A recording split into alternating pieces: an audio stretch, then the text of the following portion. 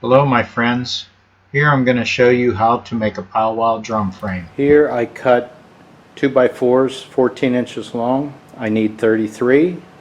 I cut 36 so that I can select through and get the better ones.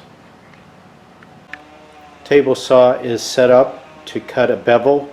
It's a 5.5 degree bevel and I need that on both sides. I'm going to cut the width of the 2x4 at 3 inches. That will give me a 31.5 inch diameter drum.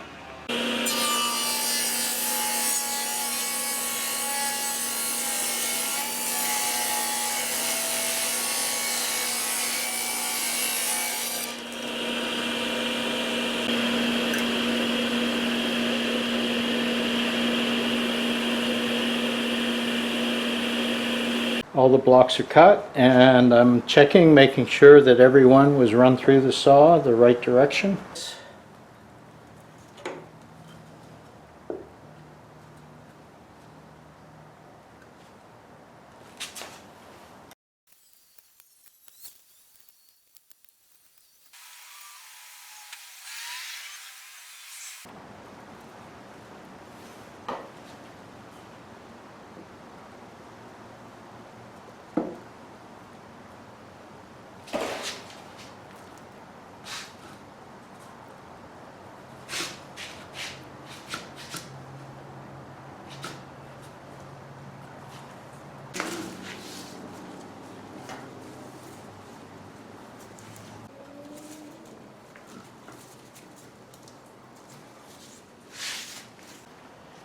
After holding this hoop together with these pull snaps, now I'm going to get some tension on the joint.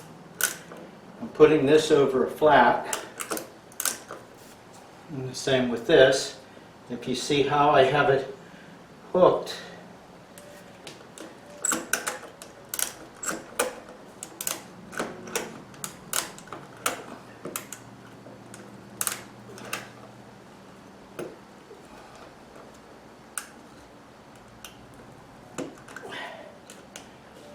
this is squeezing the glue out now. And you want to check to see how round it is. And use a tape and crisscross.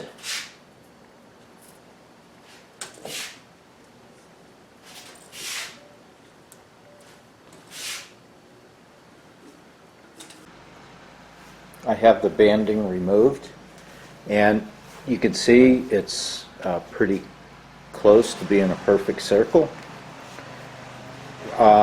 These edges were cut at 5.5 degrees and when they were glued together with the proper number of slats, it wants to form the circle naturally. The 5.5 degrees pulling every one in formed that circle. Now the calculated diameter was 31.5 inches. So here you can see it's real close to 31.25. And if we check the dimensions, crisscrossing, we're holding pretty close to that dimension. So two things that could be done next is just work on the outside with either hand plane on the high parts and the sander, or build a jig to set it up on the router and cut the outside with the router. There were about 6 2x4s that went into here. So the weight of that would be the weight of the 6 2x4s, or close. So it's pretty heavy. So cutting 1/3 of the weight off would make a significant difference.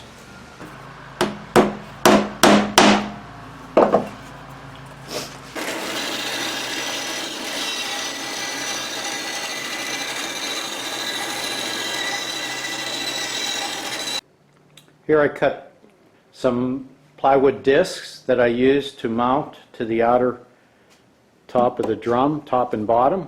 In the center I have a rod. It sticks out 10 inches out of both ends, and you can see the gap. I'm going to take off about 1/4 to 1/2 inch from the outside with a router. And I'm in the process of setting up a jig on the router table to be able to hold this and turn it.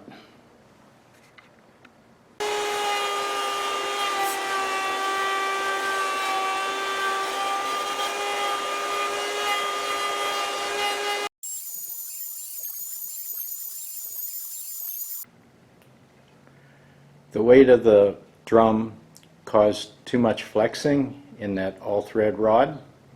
That was too light, so the cut wasn't very good. So I'm going to change it out with a solid steel bar that's heavier. There should be minimal flexing with this bar. What could also be used is a larger diameter pipe.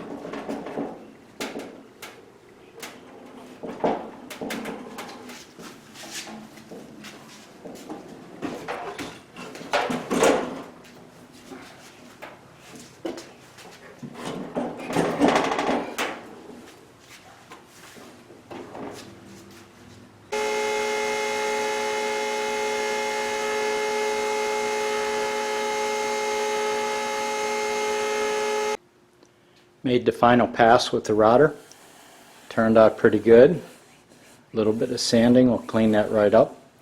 A few pointers that may help and get a smoother finish is you don't want this rod that you're using to turn. You want to pivot around the drum head here, the wood. With it pivoting, even a real slight bow in that rod will cause the router to put some gouges in it.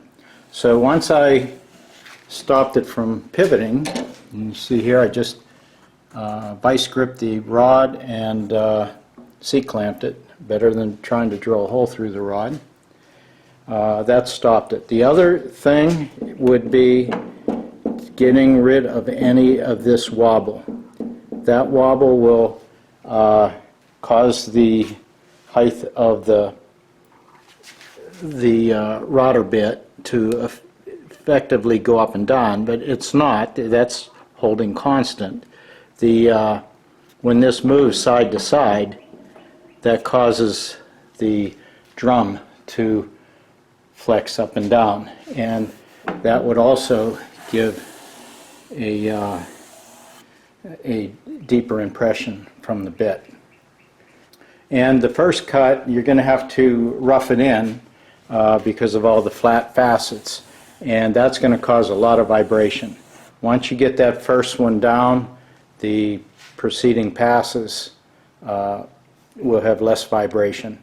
And the final pass, I removed maybe 1/16 of an inch off of it. If it was perfectly stable, probably no sanding would be needed. Before I sand, I'm going to fill all these little gaps. There's some cracks that happened. Right here's one. And that's right at the heart. It doesn't go all the way through. The heart is right here at the surface. So I'm going to use Gorilla Glue for this. And before I use the glue, I go and take a wet sponge and I wet all the cracks that's going to be filled. And the water activates this type of a glue.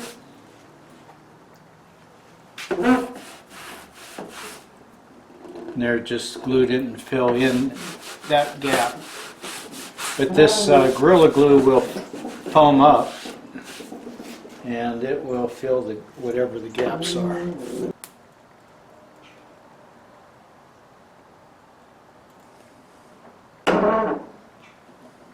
After you're done using the glue, what you want to do is squeeze all the air out of your bottle, then seal it. The glue cures from the atmosphere, so minimum air, longer life.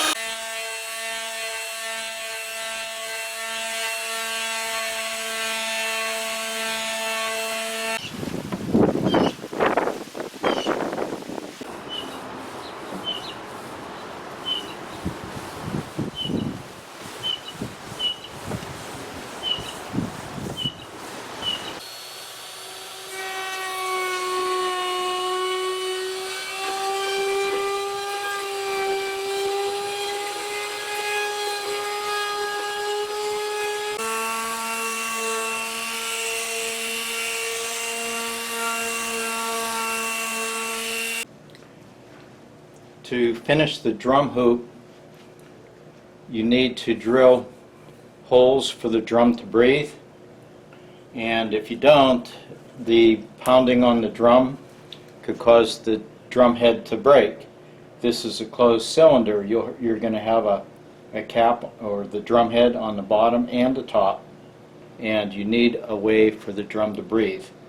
So we're going to drill 4 holes, and I'm going to pilot the holes first.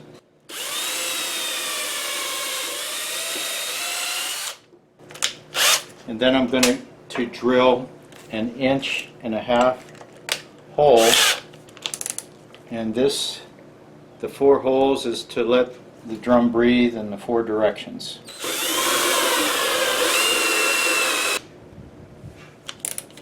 And the reason I piloted so that I'll have the hole come through from the other side, and I can drill from the outside and the inside with this bit.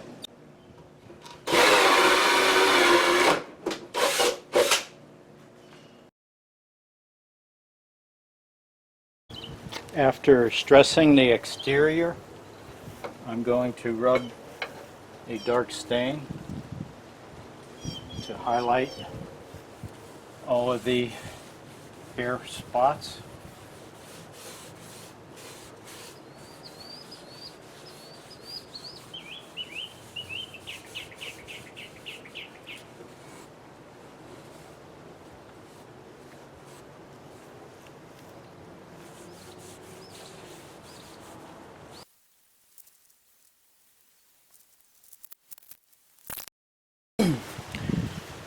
Now what I'm going to have to do is take this off of the rollers because the rollers are leaving a trace. I'll set it on its edge, wipe it all smooth, and that should finish the drum.